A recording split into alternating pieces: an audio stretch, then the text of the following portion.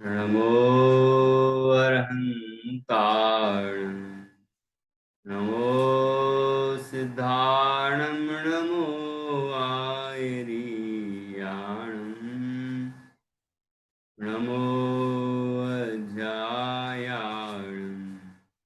नमो लोये सौविसाहुणम्, अरहंत सिद्ध साहू तुर्यं जीर्णं वयणपडिमाहु, जीर्णनिलयाय देवा दिन तुम्हें बोई।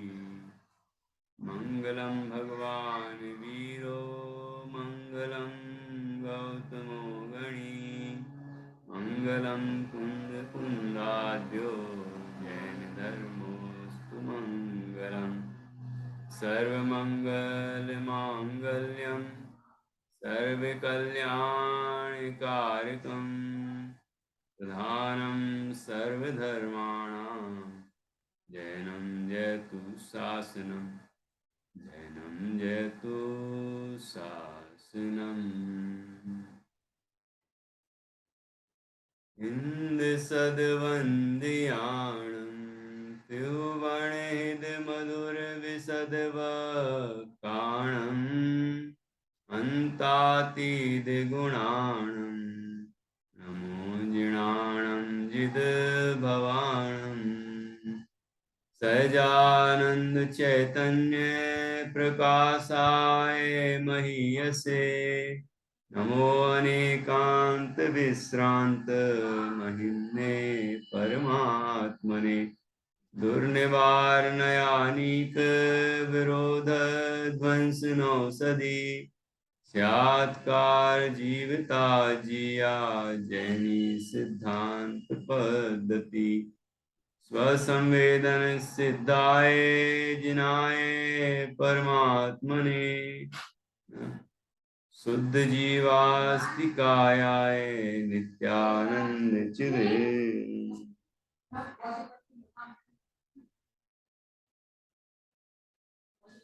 आचार्य श्री कुंद कुंद देव द्वारा रचित यह पंचास्तिकाय संग्रह है, परमागम है। इसके षड्द्रव्य पंचास्तिकाय विशेष व्याख्यान पर चर्चा चल रही है। इसमें हम जीव द्रव्यास्तिकाय के स्वरूप पर चर्चा कर रहे हैं। उसके 9 अधिकार बताए हैं, जिस पर हमने कल तक कर्तृत्व और भोक्तृत्व अधिकार पर भी चर्चा कर ली। अब यहाँ प्रभुत्व गुण की चर्चा है। अगला जो गुण है वह है प्रभुत्व गुण। उसकी चर्चा यहाँ हम करेंगे। 53वीं गाथा से 68वीं गाथा तक यहाँ कर्तृत्व और भोक्तृत्व अधिकार का वर्णन किया गया, और 27वीं गाथा से ये जीव का विशेष व्याख्यान, जीव द्रव्यास्तिकाय का विशेष व्याख्यान चल रहा है। हमने उस 27वीं गाथा में 9 अधिकारों का नाम सीखा था, जिसमें बताया था कि जीव का व्याख्यान 9 अधिकारों के माध्यम से होगा। तो उनमें से यहाँ तक अभी कितने अधिकार हो गए देखिए। पहले तो आत्मा जीव है, तो जीवत्व अधिकार हो गया। चेतयिता है, ये चेतयित्व अधिकार हो गया। उपयोग लक्षण वाला है, ये भी अधिकार हो गया, उपयोग का स्वरूप बताया। इसके बाद प्रभुत्व है, तो प्रभु है, तो ये प्रभुत्व गुण की चर्चा प्रारंभ हो रही है, 2 गाथाओं के माध्यम से की जाएगी। इसके बाद कर्ता है, तो कर्तृत्व अधिकार हो गया। भोक्ता है, भोक्तृत्व अधिकार भी हो गया। देह प्रमाण है, देह प्रमाणत्व, स्वदेह प्रमाणत्व अधिकार भी हो चुका है। अमूर्त है और कर्म संयुक्त है। अमूर्त की चर्चा भी हुई है, और कर्म संयुक्त है, ये तो यहाँ भी बता रहे हैं। प्रभुत्व गुण को कर्म संयुक्त और कर्म रहित दोनों तरह से यहाँ पर बताया जा रहा है। और थोड़ी चर्चा और भी अभी आएगी, 73 नंबर की गाथा तक ये चर्चा आगे जाएगी। तो वहाँ 73वीं गाथा में तो जीव का ऊर्ध्वगमन स्वभाव बताया है, इस तरह से समश्रेणी में ऊर्ध्वगमन होता है सिद्ध अवस्था में, और उसके अतिरिक्त संसार अवस्था में होता है तो किस तरह 6 दिशाओं में गमन होता है, ऊर्ध्व अधो, और 4 जो मुख्य दिशाएं हैं उत्तर दक्षिण पूर्व पश्चिम, तो उनका वर्णन यहाँ पर 73वीं गाथा में किया जाएगा। तो इनकी चर्चा हम क्रमशः करेंगे। इस तरह ये जीव द्रव्यास्तिकाय का वर्णन 73वीं गाथा तक पूर्ण होगा। फिर पुद्गल द्रव्यास्तिकाय की चर्चा आएगी। तो देखिए 69 अर्थात से 69 69वीं गाथा है ये। यहाँ कर्म संयुक्त पने की मुख्यता से प्रभुत्व गुण का कथन है।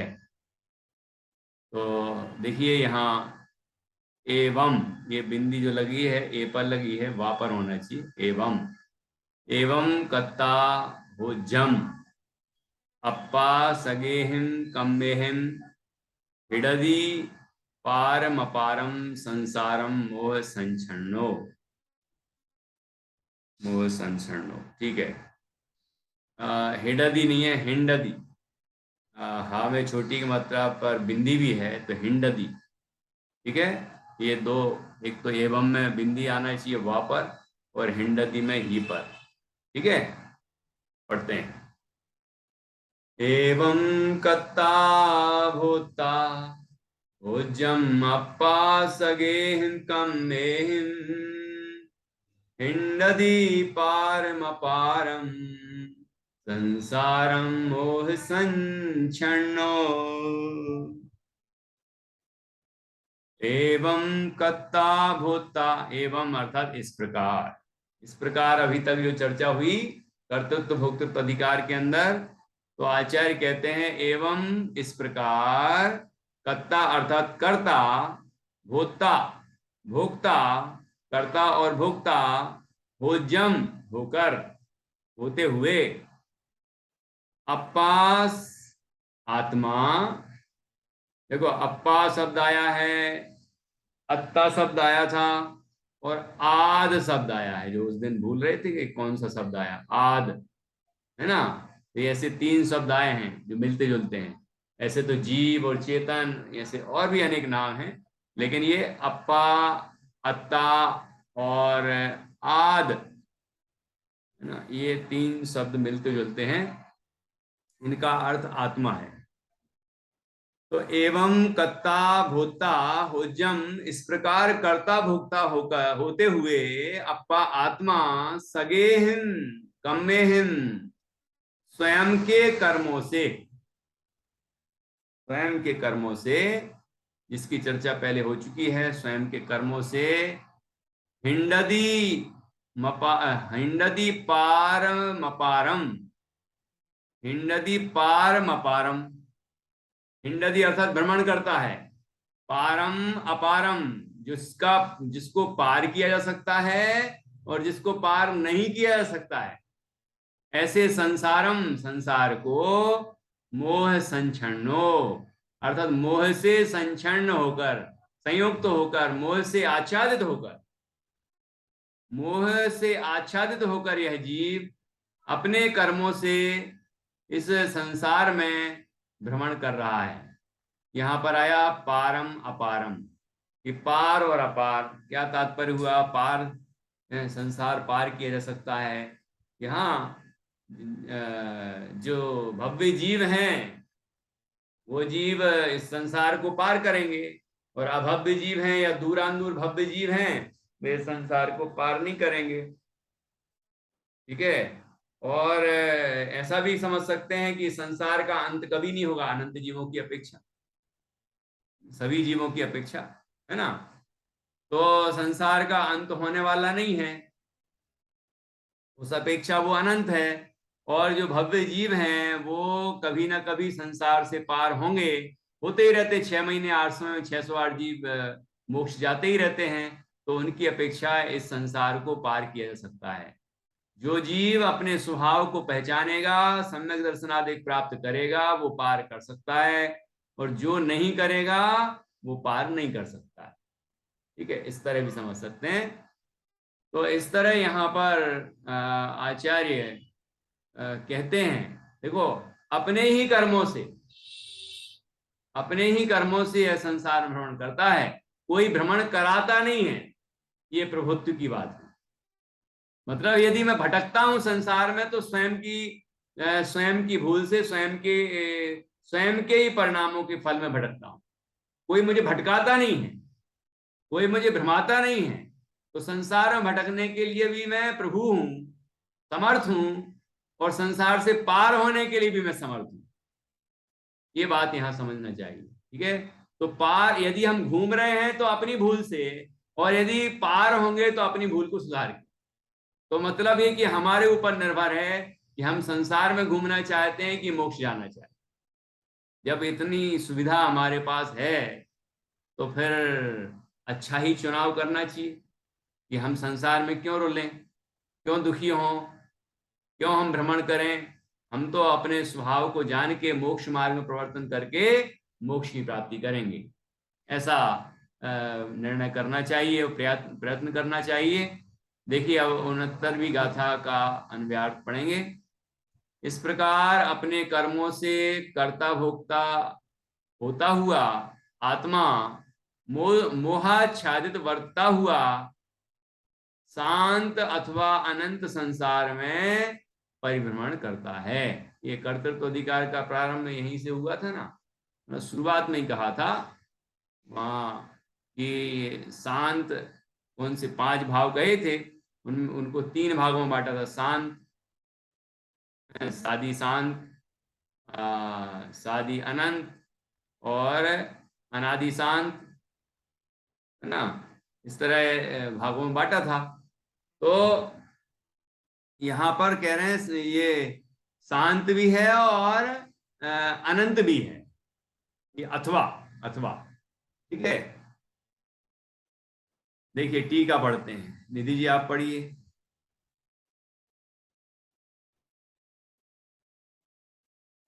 यह कर्म संयुक्त पने की मुख्यता से प्रभुत्व गुण का व्याख्यान है। इस प्रकार प्रगट प्रभुत्व शक्ति के कारण जिसने अपने कर्मों द्वारा या निश्चय से भाव कर्मों और व्यवहार से द्रव्य कर्मों द्वारा कर्तृत्व एवं भोक्तृत्व का अधिकार ग्रहण किया है, ऐसे इस आत्मा को अनादि मोहाच्छादित पने के कारण विपरीत अभिनिवेश की उत्पत्ति होने से सम्यक ज्ञान ज्योति अस्त हो गई है। इसलिए वह शांत अथवा अनंत संसार में परिभ्रमण करता है। इस प्रकार जीव के कर्म सहित पने की मुख्यता पूर्वक प्रभुत्व गुण का व्याख्यान किया गया। बहुत अच्छा। देखिए क्या कहा इसमें, यह कर्म संयुक्त पने की मुख्यता से प्रभुत्व गुण का व्याख्यान। प्रभुत्व गुण, प्रभुत्व, प्रभु, प्रभु अर्थात समर्थ, तो भाववाचक प्रत्यय है, तो समर्थपना, है ना, प्रभुपना। और वो गुण है, जीव का गुण है कि वो जीव संसार में घूमने के लिए भी समर्थ है और पार होने में भी समर्थ है। ठीक है, घूमता है तो रुलता है, दुखी होता है, और पार होगा तो सुखी हो जाएगा। ठीक, लेकिन खुद ही होगा। आप अकेलो अवतरे मरे अकेलो होए, है ना, ऐसा आया कि नहीं। तो जीव स्वयं ही संसार में घूमता है और स्वयं अकेला ही संसार से पार होता है। कोई इसको फंसाता नहीं है, कोई उलझाता नहीं है, कोई भ्रमण कराता नहीं है। ठीक है ना। हाँ निधि जी। तो भैया यहाँ पे प्रभुत्व का मतलब समर्थता, सामर्थ्य से है, और प्रभुत्व का मतलब अन्यथा वैसे यही होता है, और दूसरी जगह पे नहीं होता ना, थोड़ा डिफरेंट मीनिंग भी होता है ना। जैसे हम कहते हैं हे प्रभु, भगवान को कहते हैं हे प्रभु। हम्म। हाँ, तो प्रभु मतलब प्रभु हैं, वो ईश्वर ही है, मतलब सामर्थ्यशाली है, ओके। वीर से संपन्न है, भगवान है, ऐसा। तो वो है तो वही, भाव तो उसका वही, सामर्थ्यपना, स्वामीपना ऐसे कह सकते हैं। स्वामीपना, बिल्कुल। हम्म, हम्म। तो ठीक है। जीव अपने स्वामीपना जीव का स्वयं का ही है। ठीक है, चलिए। तो इस प्रकार प्रकट देखो, एक सेकंड, यह कर्म संयुक्त पने की मुख्यता से, कर्म संयुक्त, कर्म से सहित, कर्म से सहित पने की मुख्यता से, मतलब कर्म से सहित प्रभु बता रहे हैं। प्रभु है लेकिन कर्म से सहित है प्रभु। ये संसार अवस्था में है जीव, उस समय भी प्रभु है, मतलब सामर्थ्यशाली है। ठीक है, अपने ही परिणामों का करता है। यहाँ ब्रैकेट में आया था भाव कर्म, तो निश्चय से तो अपने भाव कर्म कर्म का करता है। ठीक है, और व्यवहार से द्रव्य कर्म करता है। ये चर्चा अपन कर्तृत्व भोक्तृत्व अधिकार में कर आए हैं। पिछली गाथा में आया था कि जीव निश्चय से अपने परिणामों का करता है और व्यवहार से कर्मों का करता है। ठीक है, और पुद्गल, पुद्गल जो है वो निश्चय से पुद्गल के जो उदय उपसमादि रूप अवस्था है, कर्म रूप अवस्था है, उससे करता है, और व्यवहार से जीव का करता है ना, जीव को संसार में भ्रमाता है आदि करता है। लेकिन भोक्ता के संबंध में आया कि जीव अपने परिणामों का भोक्ता है। जीव कर्म फल को भोगता है, अपने मोह राग के कारण जीव सुख दुख के परिणामों को भोगता है, और जीव कर्म के फल को भोगता है, तो वो भी सुख दुख है ना, निमित्त अपेक्षा, तो उस कर्म को भोगता है। लेकिन पुद्गल जो है, पुद्गल भोगता नहीं है, पुद्गल भोक्ता नहीं है। क्यों नहीं है भोक्ता? तो बताया गया था कि उसमें चैतन्य गुण नहीं है, क्योंकि जो चेतन से सहित होता है, चैतन्य गुण युक्त होता है, वो ही अनुभव कर सकता है।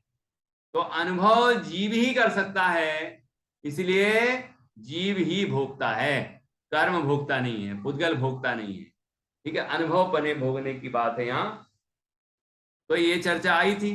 तो यहाँ कह रहे हैं अपने ही, अपने कर्मों द्वारा कर्तृत्व और भोक्तृत्व का अधिकार ग्रहण किया है, ये नीचे आया।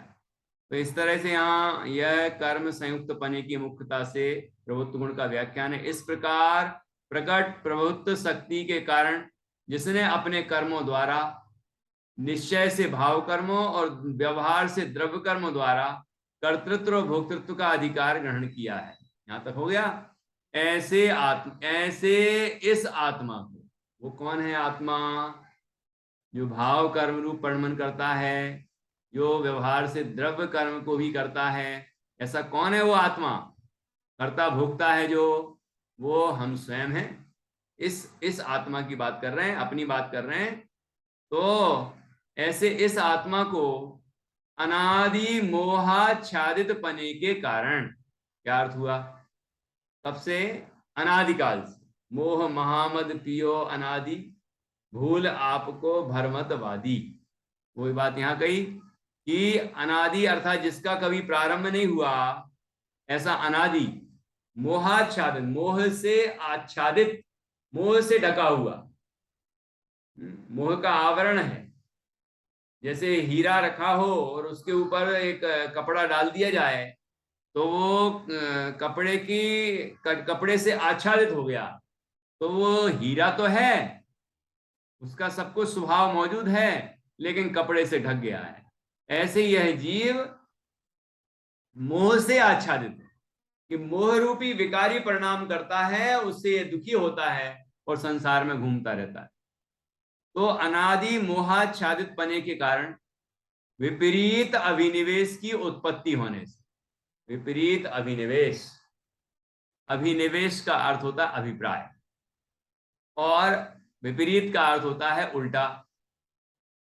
ठीक है, उल्टा अभिप्राय, उल्टी मान्यता, उल्टी मान्यता को मिथ्यात्व कहते हैं। तो वही यहां कह रहे हैं, विपरीत अभिनिवेश की उत्पत्ति होने से कि मोह आच्छादित है, ऐसा ऐसा भी कह सकते हैं कि मोहाच्छादित का अर्थ यदि द्रव्य कर्म जो है मोहिनी कर्म है ना, उसमें भी मुख्य रूप से है दर्शन मोहिनी कर्म।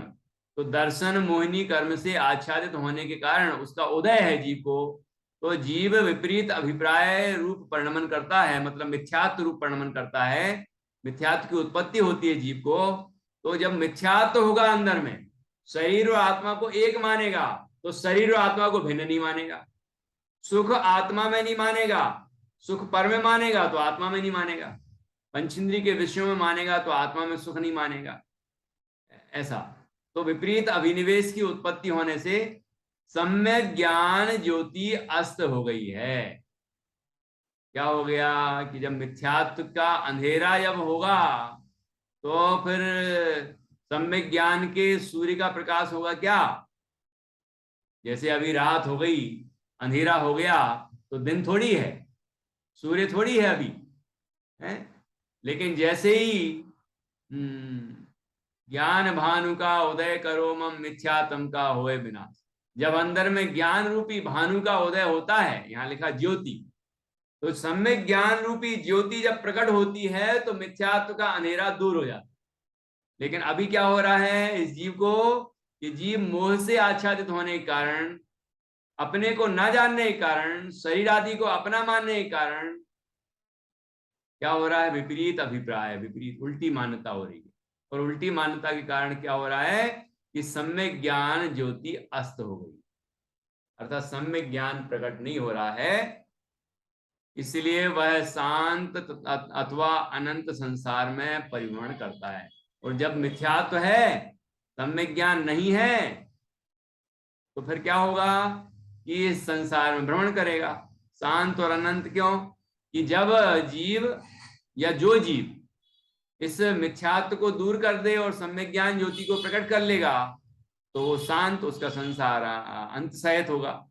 और जो जीव ऐसा करेगा ही नहीं, जो अपने को कभी पहचानेगा ही नहीं, जो मिथ्यात्व को दूर करेगा ही नहीं, सम्यक ज्ञान को उत्पन्न करेगा ही नहीं, वो उसका संसार अनंत है, वो अनंत संसार में परिभ्रमण करता है।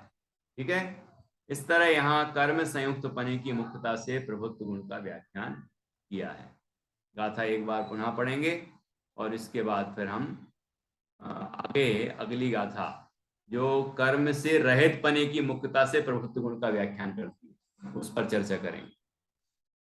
एवं कत्ता भूता उज्जम अप्पा सगेहिम कम्मेहिम हिंडदी पारमपारम संसारम मोह संच्छन्नो। देखिए,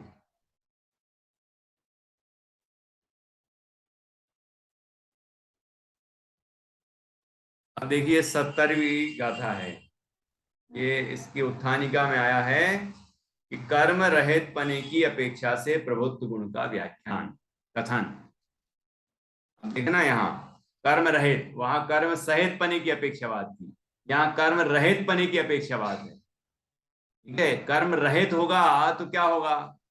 कर्म सहित है तो संसार में भ्रमण कर रहा है, मोह से आच्छादित है और मिथ्यात्व से युक्त है, ज्ञान सम्यक ज्ञान ज्योति अस्त हो गई है तो वो संसार में भ्रमण करता रहता है। और यहां जब कर्म से आच्छादित नहीं होगा, कर्म से रहित हो जाएगा तो क्या होगा? मिथ्यात्व से रहित होगा, सम्यक ज्ञान से सहित होगा और ये भाव कर्म, द्रव्य कर्म, नो कर्म, सब कर्मों से रहित हो जाएगा तो क्या होगा? फिर मोक्ष होगा, है ना। ये चर्चा यहां करते हैं। देखिए, ओ संत क्षीण मोहो, ओ संत क्षीण मोहो मग्गम जीर्ण भासी देण समुव गदो राणा राणाणु राणाणु मग्गचारी नाणानुमग्गचारी निर्वाणपुरं भजति धीरो भजति धीरो उपसंत क्षीण मोहो मग्गम जीर्ण भासिदेण समुपगतो नाणानु मग्गचारी निर्वाणपुरं भजति धीरो।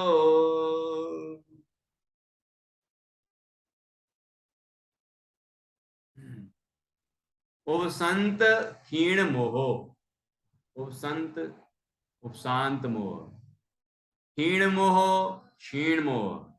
ये उपशांत मोह कौन सा गुण स्थान होता है? 11वां गुण स्थान। ये उपसम श्रेणी का होता है तो यहां से नीचे गिरेगा, और फिर छपक श्रेणी में आए तो कभी नहीं गिरेगा। क्षीण मोह, लेकिन उपशांत मोह जो गुण स्थान है 11वां, ये पूर्ण वीतरागी है, यथाख्यात चारित्र है। और जो 12वें गुण स्थान वाला है वह क्षीण मोह है, मोह से पूर्णता रहित है। ठीक है, वो भी यथाख्यात चारित्र है, पूर्ण सुख है उनको, वीतरागी है, वो पूर्ण वीतरागी हैं। लेकिन उपशांत मोह वाला विकृत हो जाता है वापस, और नीचे उसके परिणाम गिर जाते हैं, विकृत हो जाते हैं। लेकिन क्षीण मोह वाला कभी विकृत नहीं होता, वो आगे बढ़ता है, अरहंत बनता है, फिर सिद्ध बन जाता है। तो यहाँ उपसंत क्षीण मोहो मग्गम जिण भासिदेण समुप गदो, कि जिनेन्द्र भगवान के द्वारा जो कहा गया है, समुप गदो जो उपदेशित किया गया है,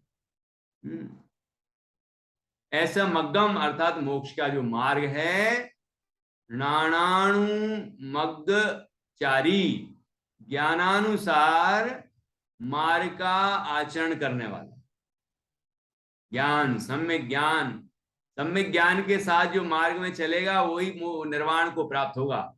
सम्यक ज्ञान से रहित होगा तो निर्वाण का रास्ता ही नहीं दिखेगा। रास्ता कब दिखता है? जब सूर्य का प्रकाश हो तब रास्ता दिखे। अपन कोई टॉर्च ले लेता है तो रास्ता दिख जाता है, सामने सामने का दिया ले ले, है ना, मिसाल ले ले तो रास्ता दिख जाता है सामने का। लेकिन जब वो सब चीजें प्रकाश के साधन ही नहीं होंगे तो रास्ता कैसे दिखेगा? ऐसे सम्यक ज्ञान नहीं होगा तो रास्ता कैसे दिखेगा मोक्ष का? तो कैसे जाएगा मोक्ष? तो सम्यक ज्ञान से यह जीव अपने आत्मा का अनुभव करता है, या आत्मा का अनुभव करता है, वही सम्यक ज्ञान है ना। ये दोनों एक ही साथ पैदा होते हैं। तो सम्यक ज्ञान हुआ जीव को, पर से भिन्न आत्मा ज्ञान हुआ, यथार्थ ज्ञान हुआ सर्व वस्तुओं का, तो वो जीव अपने स्वरूप की स्थिरता बढ़ाता जाता है और मोक्ष के मार्ग में बढ़ता जाता है, और फिर एक दिन निर्वाण की प्राप्ति कर लेता है। तो यहाँ आया कि णाणानु मग्गचारी निर्वाणपुरम, निर्वाणपुर मोक्षपुरी, मुक्तिपुरी है मेरा धाम। तो मोक्षपुर भजति धीरो, भजति अर्थात चलता है, ब्रजति ब्रजति चलता है, धीरो कौन है वो व्यक्ति? धीर पुरुष। ऐसा धीर पुरुष ही, धीर की परिभाषा दी है छत्र चूड़ामणि ग्रंथ में। क्या ही है वहां? विकार के कारण मिलने पर विकारी ना हो, वह धीर है। विकार के कारण मिलने पर विकारी ना हो, वह धीर है। ठीक है, मतलब अनुकूलताएं मिलने पर जो विकार विकृत ना हो, प्रतिकूलताएं मिलने पर भी विकृत ना हो, दोनों ही स्थितियों में जो विकार से मुक्त रहे वही धीर है। तो धीर जीव ही आगे बढ़ सकता है मोक्ष के मार्ग में, है ना। जैसे अपन ने इतने सारे उदाहरण पढ़े हैं, प्रथमानियों के कथानक पढ़े हैं कि कई जीवों के ऊपर उपसर्ग भी आए, कठिनाइयां भी आई रास्ते में, लेकिन उनको उनकी परवाह नहीं की, और वो अपने स्वरूप की साधना बढ़ाते गए तो निर्वाण प्राप्त हो गया। केवल ज्ञान हुआ, अनंत अवस्था हुई, फिर सिद्ध अवस्था हो गई, है ना। तो यहाँ उनको धीर कहते हैं। देखिए अब यहाँ अन्वयार्थ पढ़ेंगे। जो पुरुष जिन वचन द्वारा मार्ग को प्राप्त करके उपशांत क्षीण मोह होता हुआ, अर्थात जिसे दर्शन मोह का उपशम, क्षय अथवा क्षयोपशम हुआ है, ऐसा होता हुआ ज्ञानानुमार्ग में विचरता है, ज्ञान का अनुसरण करने वाले मार्ग में वर्तता है, वह धीर पुरुष निर्वाणपुर को प्राप्त होता है। यहाँ तो ये उपशांत और क्षीण मोह की बात की है, तो मुक्तता दर्शन मोह की ली है। देखिए पहले अपन इसको टीका को पढ़ेंगे, है ना।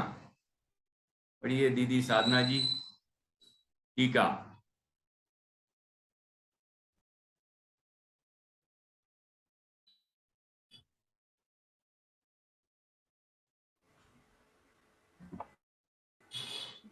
यह कर्म वियुक्त पने की मुख्यता से प्रभुत्व गुण का व्याख्यान है। जब यही आत्मा जिन आज्ञा द्वारा मार्ग को प्राप्त करके उपशांत क्षीण मोह पने के कारण दर्शन मोह के उपशम, क्षय अथवा क्षयोपशम के कारण जिसे विपरीत अभिनिवेश नष्ट हो जाने से सम्यक ज्ञान ज्योति प्रकट हुई है, ऐसा होता हुआ कर्तृत्व और भोक्तृत्व के अधिकार को समाप्त करके सम्यक रूप से प्रकट प्रभुत्व शक्तिवान होता हुआ ज्ञान का ही अनुसरण करने वाले मार्ग में विचरता है।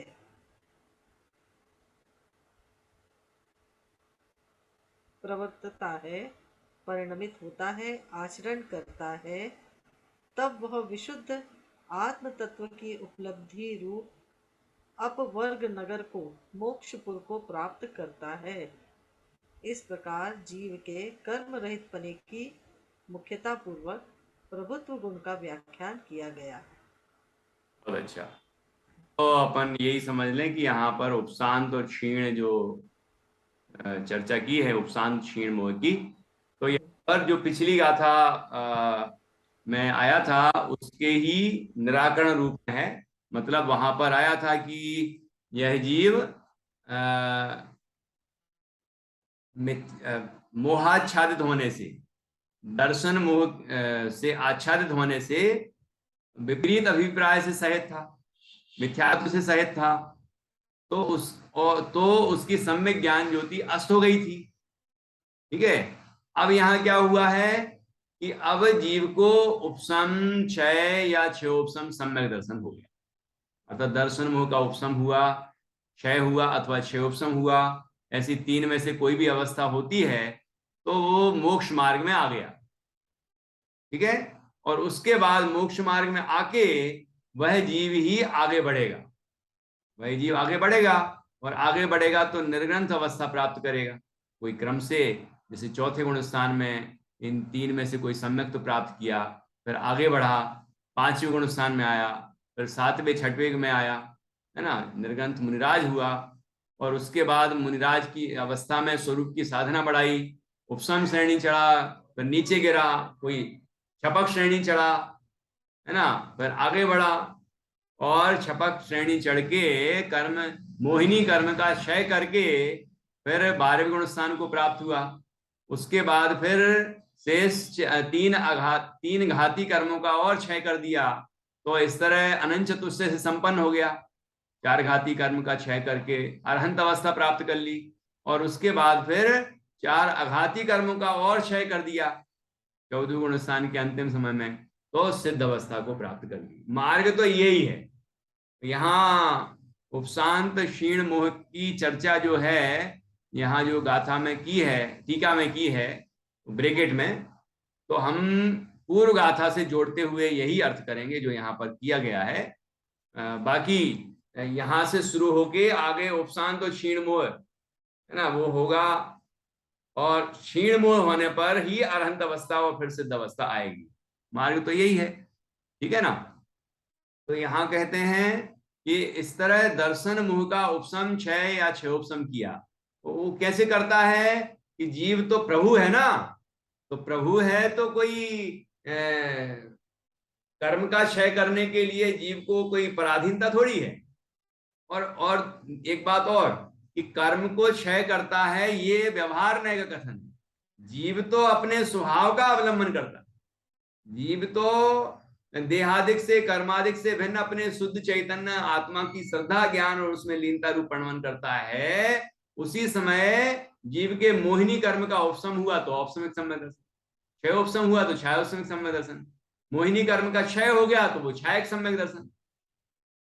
ठीक है ना। जीव को तो अपने अंदर पुरुषार्थ करना है, तो जीव कार्य तो अपना ही करता है, अपने परिणामों का ही निश्चय से करता है, लेकिन उसी समय मोहिनी कर्म का दर्शन मोहिनी कर्म का उपशम क्षय अथवा क्षयोपशम होता है तो ऐसा व्यवहार न ऐसे कहा जाता है कि जीव ने कर्म का उपशम किया, क्षय किया, क्षयोपशम किया इत्यादि। ठीक है, तो यहाँ यही बात समझना चाहिए। और फिर वह जीव जिन यहाँ पर लिखा ज्ञान अनुसारी मार्ग में चलता हुआ, ये तो अपन ने चर्चा कर ली। ज्ञान जिसको प्रकाशित कर रहा है उस मार्ग में आगे बढ़ता जाता है। ज्ञान ने प्रकाशित किया कि मैं पर से जुदा एक शुद्ध चैतन्य आत्मा हूँ, परिपूर्ण वस्तु हूँ, बना बना भगवान हूँ, तो उसमें ही मग्न होकर और अपनी परिणति को शुद्ध करता जाता है और पूर्ण शुद्ध हो जाता है। ठीक है, और ये जो मार्ग है ये कौन सा मार्ग है कि जिन भाषितेन, जिनेन्द्र भगवान के द्वारा कहा गया है, उस मार्ग को उपगदो समुपगदो कि उसको अच्छी तरह से प्राप्त किया। जिनेन्द्र भगवान के द्वारा बताए गए मार्ग को अच्छी तरह से प्राप्त करके जब जीव उस मार्ग पर चलता है और पर से भिन्न अपने आत्मा की श्रद्धा ज्ञान उसमें लीनता रूप प्रणवन करता है, तो यहाँ मोहिनी कर्म का दर्शन मोहिनी का उपशम क्षय उपशम होता है। ठीक है, उसके बाद अन्य कर्मों का भी मोहिनी की और जो है चारित्र मोहिनी का भी क्षय होता है और फिर इस तरह आगे बढ़ता है, ज्ञानानुसार मार्ग में आगे बढ़ता चला जाता है और मोक्षपुर को प्राप्त होता है, अर्थात मुक्तिपुरी की प्राप्ति कर लेता है, सिद्ध अवस्था प्राप्त कर लेता है। ऐसा धीर पुरुष ही ये कार्य कर सकता है। ठीक है, तो यहां देखिए इस तरह से गाथा हमने पढ़ी और गाथा के बाद टीका में हमने ये अन्वयार्थ पढ़ लिया। अब यहाँ टीका को समझना है।